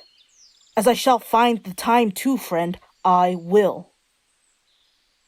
What you have spoke, and may be so, perchance. This tyrant, whose sole name blisters our tongues, was once thought honest. You have loved him well. He hath not touched you yet. I am young, but something you may deserve of him through me, and wisdom to offer up a weak, poor, innocent lamb to appease an angry God. I am not treacherous. But Macbeth is. A good and virtuous nature may recoil in an imperial charge. But I shall crave your pardon. That which you are, my thoughts cannot transpose. Angels are bright still, though the brightest fell. Though all things foul would wear the brows of grace, yet grace must still look so. I have lost my hopes. Perchance even there where I did find my doubts. why in that rawness left you wife and child? Those precious motives, those strong knots of love without leave-taking? I pray you, let not my jealousies be your dishonors, but mine own safeties. You may be rightly just, whatever I shall think. Bleed, bleed, poor country. Great tyranny, lay thou thy bases sure, for goodness dare not check thee. Wear thou thy wrongs, the title is afeard. Fare thee well, lord. I would not be the villain that thou thinkest, for the whole space that's in the tyrant's grasp, and the rich east to boot. Be not offended. I speak not as an absolute fear of you. I think our country sinks beneath the yoke. It weeps, it bleeds, and each new day a gash is added to her wounds. I think withal there would be a hands uplifted in my right, and here from gracious England have I offer of goodly thousands. But for all of this, when I shall tread upon the tyrant's head or wear it on my sword, yet my poor country shall have more vices than it had before, more suffer, and more sundry ways than ever by him that shall succeed. What should he be? It is myself, I mean, in whom I know all the particulars of vice so grafted that, when thou shalt be opened, black Macbeth will seem as pure as snow, and the poor state esteem him as a lamb, being compared with my confineless harms. Not in the legions of horrid hell can come a devil more damned in evils to top Macbeth. I grant him bloody, luxurious, avaricious, false, deceitful, sudden, malicious, smacking of every sin that has a name. But there's no bottom, none, in my voluptuousness. Your wives, your daughters, your matrons, and your maids could not fill up the cistern of my lust. And my desire all continent impediments would overbear that did oppose my will. Better Macbeth than such one to reign. Boundless intemperance in nature is a tyranny. It hath been the untimely emptying of the happy throne and fall of many kings. But fear not yet to take upon you what is yours. You may convey your pleasures in a spacious plenty, and yet seem cold. The time you may so hoodwink. We have willing dames enough. With this there grows in my most ill-composed affection such a stanchless avarice that, were I king, I should cut off the nobles for their lands, desire his jewels and this other's house, and my more having would be as a sauce to make me hunger more, that I should forge quarrels unjust against the good and loyal, destroying them for wealth. This avarice sticks deeper, grows with more pernicious root than summer-seeming lust, and it hath been the sword of our slain kings. Yet do not fear. Scotland hath voices to fill up your will of your mere own. All these are portable, with other graces weighed. But I have none. The king becoming graces as justice, verity, temperance, stableness, bounty, perseverance, mercy, loneliness, devotion, patience, courage, fortitude. I have no relish of them, but abound in the division of each several crime, acting in many ways. Nay, had I power, I should pour the sweet milk of Concord into hell, uproar the universal peace, confound all unity on earth. Oh, Scotland, Scotland! If such a one be fit to govern, speak. I am as I have spoken. Fit to govern? No, not to live. O nation miserable, with an untitled tyrant bloody sceptred, when shalt thou see thy wholesome days again? Since that the truest issue of thy throne, by his own interdiction stands accursed, and does blaspheme his breed. Thy royal father was a most sainted king. The queen that bore thee, oftener upon her knees than on her feet, died every day she lived. Fare thee well. These evils thou repeatest upon thyself have banished me from Scotland. Oh, my breast, thy hope ends here. Macduff, this noble passion child of integrity, hath from my soul wiped the black scruples, reconciled my thoughts to thy good truth and honor. Devilish Macbeth by many of these trains has sought to win me into his power, and modest wisdom plucks me from overcredulous haste. But God above deal between thee and me, for even now I put myself to thy direction and unspeak mine own detraction. Here abjure the taints and blames I laid upon myself for strangers to my nature. I am yet unknown to woman, never was forsworn, scarcely have coveted what was mine own. At no time broke my faith, would not betray the devil to his fellow, and delight no less truth than life. My first false speaking was this upon myself. Although I am truly as thine and my poor country's to command, whither indeed, before thy here approach, old Seward with 10,000 warlike men, already at a point, was setting forth. Now altogether, and the chance of goodness be like our warranted quarrel. Why are you silent? Such welcome and unwelcome things at once, 'tis hard to reconcile. See who comes here. My countryman, but yet I know him not. My ever-gentle cousin. Welcome hither. I know him now. Could God betimes remove the means that makes us strangers? Sir, amen. Stands Scotland where it did? Alas, poor country, almost afraid to know itself. It cannot be called our mother, but our grave, where nothing but who knows nothing is once seen to smile, where sighs and groans and shrieks that rent the air are made, not marked, where violent sorrow seems a modern ecstasy. A relation too nice and yet too true. What's the newest grief? That of an hour's age doth hiss the speaker. Each minute teems a new one. How does my wife? Why, well. And all my children? Well, too. The tyrant has not battered at their peace. No, they were well at peace when I did leave them. Be not a niggard of your speech. How goes it? When I came hither to transport the tidings which I have heavily borne, there ran a rumour of many worthy fellows that were out, which was to my belief witnessed the rather, for that I saw the tyrant's power afoot. Now is the time of help. Your eye in Scotland would create soldiers, make our women fight to doff their dire distresses. Be it their comfort. We are coming thither. Gracious England hath lent us good Seward and 10,000 men. An older and a better soldier none, that Christendom gives out. Would I could answer this comfort with the like. But I have words that would be howled out in the desert air, where hearing should not latch them. What concern they? The general cause, or is it a fee grief due to some single breast? No mind that's honest, but in it shares some woe, though the main part pertains to you alone. If it be mine, keep it not from me. Quickly let me have it.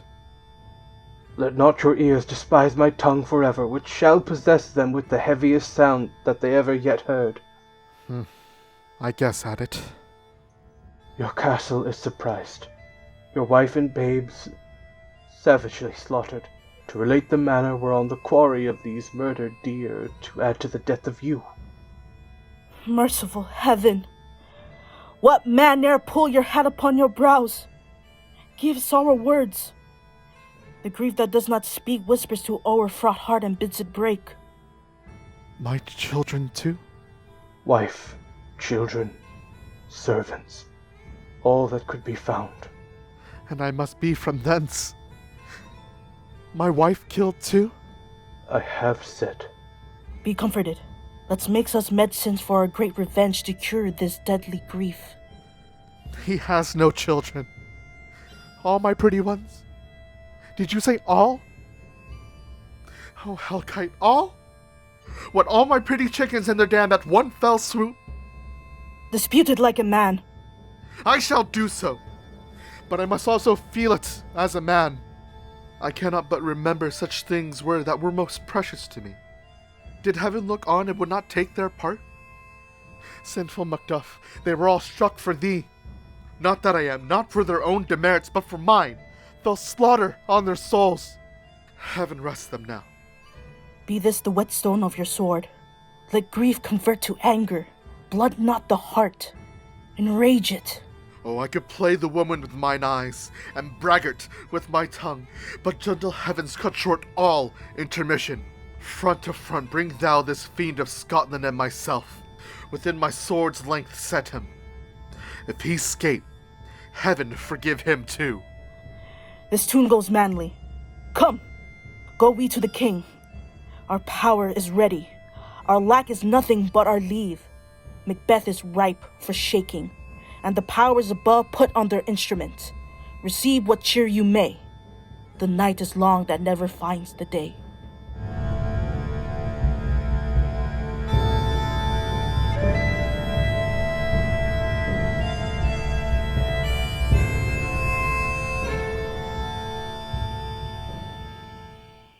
I have 2 nights watched with you, but can perceive no truth in your report.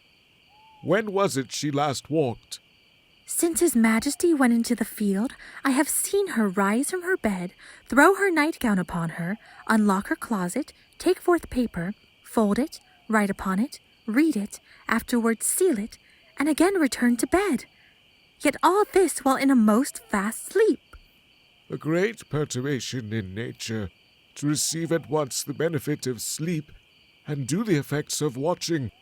In this slumbery agitation, besides her walking and other natural performances, what if any time have you heard her say? That, sir, which I will not report after her. You made to me, and 'tis most meet you should. Neither to you nor anyone, having no witness to confirm my speech. Lo you, here she comes. This is her very guise, and, upon my life, fast asleep. Observe her. Stand close. How came she by that light? Why, it stood by her. She has a light by her continually. 'Tis her command. You see her eyes are open? Aye, but their scents are shut. What is it she does now? Look how she rubs her hands. It is an accustomed action with her to seem thus washing her hands. I have known her continue in this 1/4 of an hour. Yet, here's a spot. Out, damn spot! Out, I say! 1, 2. Why then, 'tis time to do it. Hell is murky. By my lord, by! A soldier and afeard! What need we fear who knows it, when none can call our power to account? Yet, who would have thought the old man to have had so much blood in him? Do you mark that? The Thane of Fife had a wife. Where is she now? What will these hands ne'er be clean? No more of that, my lord, no more of that. You mar all with the starting. Oh, go to. Go to. You have known what you should not. She has spoke what she should not, I am sure of that. Heaven knows what she has known. Is the smell of the blood still? All the perfumes of Arabia will not sweeten this little hand. Oh, oh, oh. What a sigh is there? The heart is sorely charged. I would not have such a heart in my bosom for the dignity of the whole body. Wash your hands. Put on your nightgown. Look not so pale. I tell you again, Banquo's buried. He cannot come out Ton's grave. To bed. To bed. There's knocking at the gate. Come. Come. Come. Come. Give me your hand. What's done cannot be undone. To bed. To bed. To bed. Will she go now to bed? Directly. Oh, foul whisperings are abroad. Unnatural deeds do breed unnatural troubles. Infected minds to their death pillows will discharge their secrets. More needs she the divine than the physician. God forgive us all.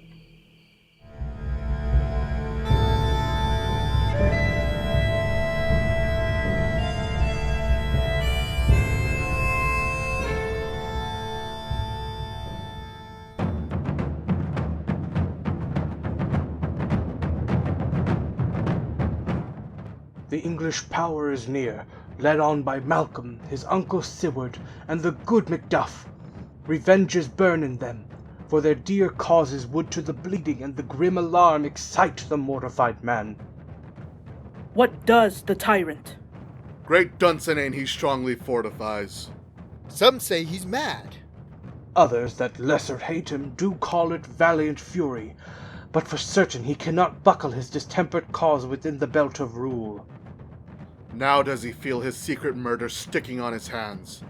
Now minutely revolts upbraid his faith breach. Those he commands move only in command, nothing in love. Now does he feel his title hang loose about him, like a giant's robe upon a dwarfish thief. Who then shall blame his pestered senses to recoil and start, when all that is within him does condemn itself for being there? Make we our march towards Burnham.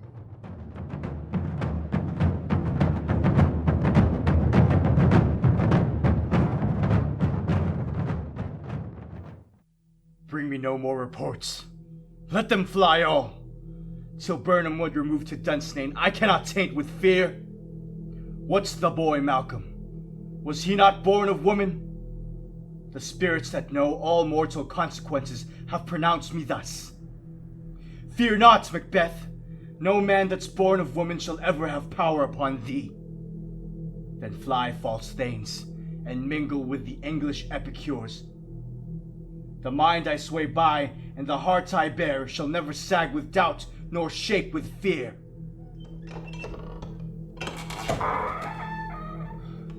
The devil damn thee, black, thou cream-faced loon! Where gotst thou that goose look? There is 10,000. Geese, villain? Soldiers, sir. Go prick thy face and overread thy fear, thou lily-livered boy. What soldiers, Patch? What soldiers, Wayface? The English force, so please you. Take thy face hence. Seaton! I am sick at heart when I behold. Seaton, I say! This push will cheer me ever, or deceit me now. I have lived long enough. My way of life is fallen to the sear, the yellow leaf, and that which would accompany old age, as honor, love, obedience, troops of friends. I must not look to have, but in their stead curses. Not loud, but deep. Mouth honor. Breath which the poor heart would fain deny and dare not. Seaton! What's your gracious pleasure? What news more? All is confirmed, my lord, which was reported. I'll fight till from my bones my flesh be hacked. Give me my armor. 'Tis not needed yet. I'll put it on. Send out more horses. Skir the country road. Hang those that talk of fear. Give me mine armor. How does your patient, doctor? Not so sick, my lord. She is troubled with her thick-humming fancies that keep her from her rest. Cure her of that. Canst thou not minister to a mind diseased, pluck from the memory of a rooted sorrow, race out the written troubles of the brain, and with some sweet oblivious antidote, cleanse the stuffed bosom of that perilous stuff which weighs upon the heart? Therein the patient must minister to himself. Throw physic to the dogs. I'll none of it. Come, put mine armor on. Give me my staff. Seaton, send out. Doctor, the thanes fly from me. Come, sir, dispatch. If thou couldst, doctor, cast the water off my land, find her disease, and purge it to a sound and pristine health, I would applaud thee to the very echo that should applaud again. Pull it off, I say. What rhubarb, senna, or what purgative drug would scour these English hence? Hear'st thou of them? Aye, my good lord. I will not be afraid of death and bane till Burnham Forest come to Dunsinane.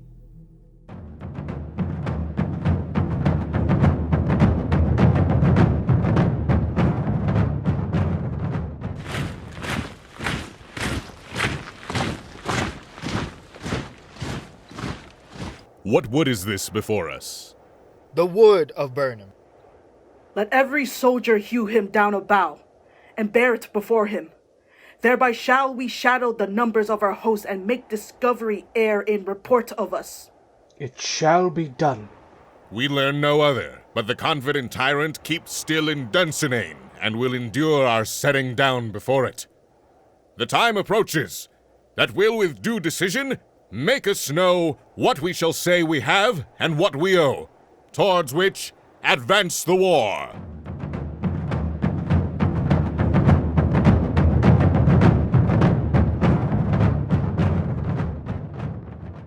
Hang out our banners on the outward walls. The cry is still, they come. Our castle's strength will laugh a siege to scorn. Here let them lie till famine and the ague eat them up.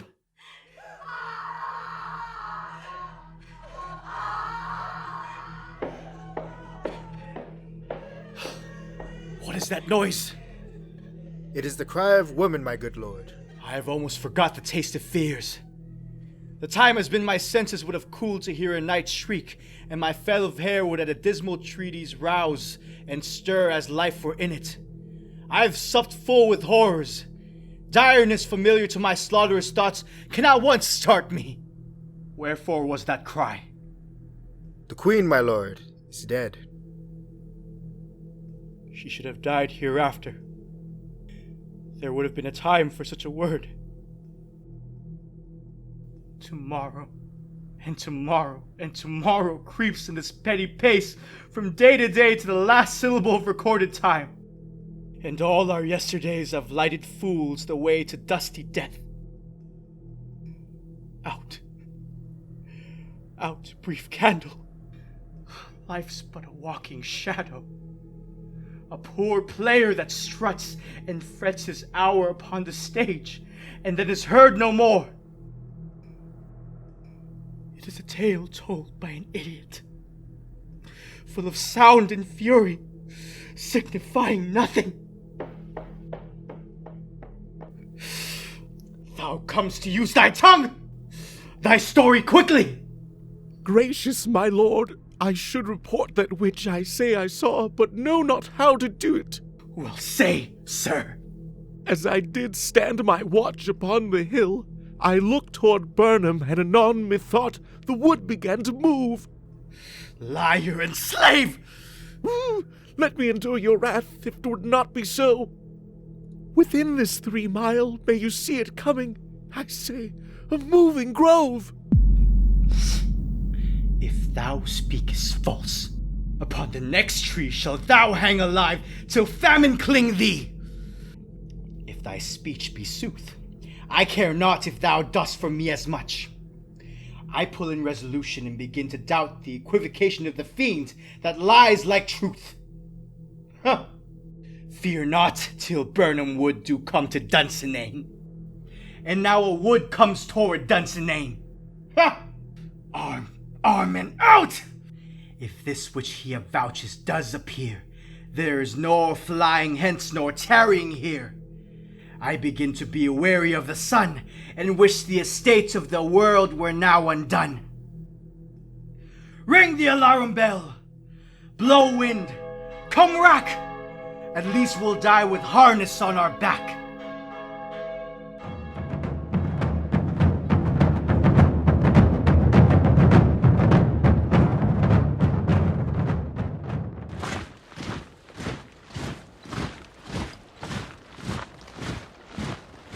Now near enough.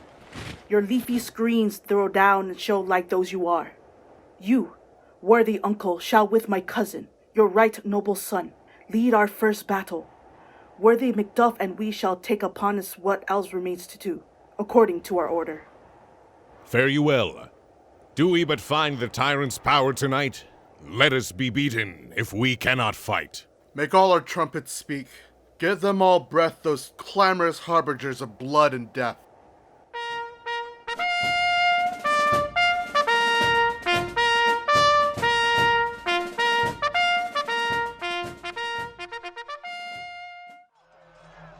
They have tied me to a stake.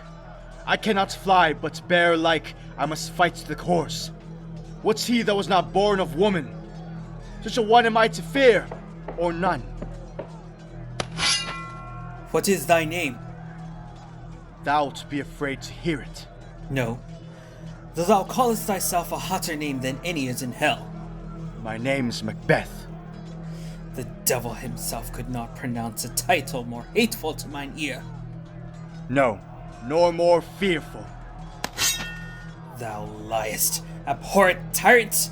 With my sword, I'll prove the lie thou speakest.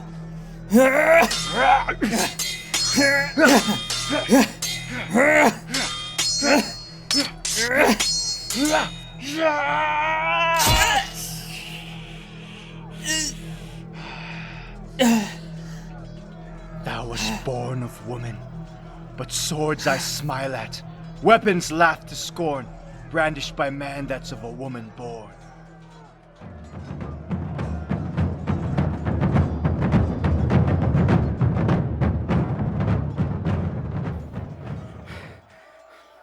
That way the noise is. Tyrant, show thy face! If thou beest slain, and with no stroke of mine, my wife and children's ghosts will haunt me still. Cannot strike at wretched kerns whose arms are hired to bear their staves. Either thou, Macbeth, or else my sword with an unbattered edge I sheathe again undeeded. There thou shouldst be. By this great clatter, one of greatest note seems brooded. Let me find him fortune, and more I beg not.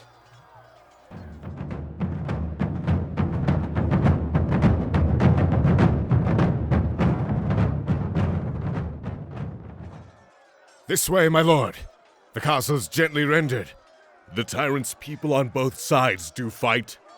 The noble thanes do bravely in the war. The day almost itself professes yours. And little is to do. We have met with foes that strike beside us. Enter, sir, the castle.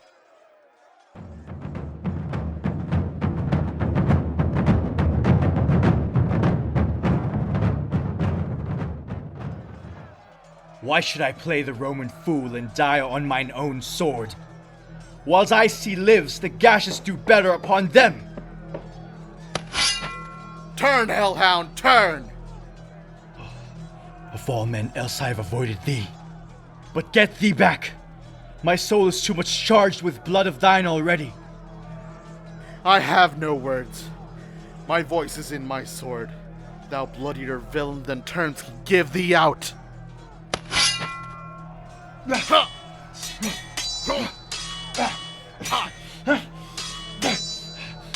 Thou losest labor.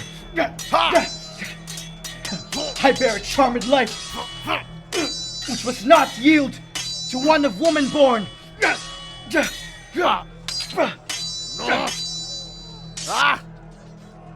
Despair thy charm, and let the Inco whom thou still hast served tell thee Macduff was from his mother's womb untimely ripped. Accursed be the tongue that tells me so, for it hath cowed my better part of man. I'll not fight with thee. Then deal thee, coward, and live to be the shown gaze of the time. We'll have thee as our rarer monsters are, painted upon a pole and underwrit, here may you see the tyrant. I will not yield to kiss the ground before young Malcolm's feet and to be baited with a rabble's curse. Though Burnham would be come to Dunsinane, and thou opposed, being of no woman born, yet I will try the last. Before my body I throw my warlike shield. Lay on, Macduff, and damned be him that first cries, "Hold! Enough!"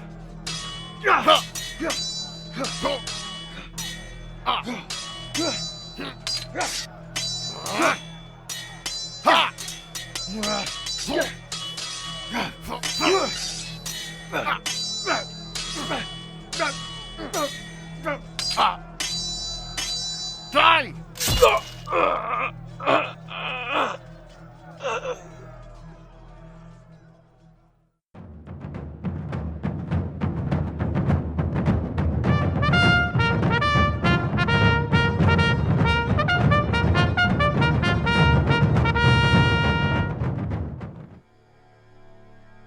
I would the friends we miss were safe arrived. Some must go off, and yet by these I see so great a day as this is cheaply bought. Macduff is missing, and your noble son. Your son, my lord, has paid a soldier's debt. He only lived but till he was a man, the which no sooner had his prowess confirmed in the unshrinking station where he fought, but like a man he died. Then he is dead. Aye, and brought off the field. Your cause of sorrow must not be measured by his worth, for then it hath no end. Had he his hurts before? Aye, on the front. Why then, God's soldier be he. Had I as many sons as I have hairs, I would not wish them to a fairer death. And so, his knell is known. He's worth more sorrow, and that I'll spend for him. He's worth no more. They say he parted well and paid his score. So, God be with him. Ah, here comes newer comfort. Hail, King! For so thou art. Behold where stands the usurper's cursed head. The time is free. I see thee compassed with thy kingdom's pearl, that speak my salutation in their minds, whose voices I desire aloud with mine. Hail, Malcolm, King of Scotland! Hail, King of Scotland! We shall not spend a large expense of time before we reckon with your several loves, and make us even with you, my thanes and kingsmen. Henceforth be earls, the first that ever Scotland in such an honor named. What's more to do, which would be planted newly with the time, as calling home our exiled friends abroad that fled the snares of watchful tyranny, producing forth the cruel ministers of this dead butcher, and his fiend-like queen, who as 'tis thought by self and violent hands took off her life. This, and what needful else that calls upon us, by the grace of grace, we will perform in measure, time, and place.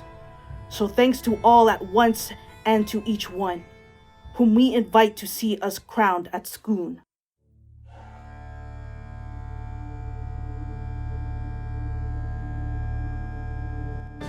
This has been a University of Guam production of Macbeth by William Shakespeare, directed by Michelle Bloss. The role of Macbeth is played by Justine Losinio, with Lady Macbeth by Stephanie Smith. Macduff was played by Samuel Cabatic.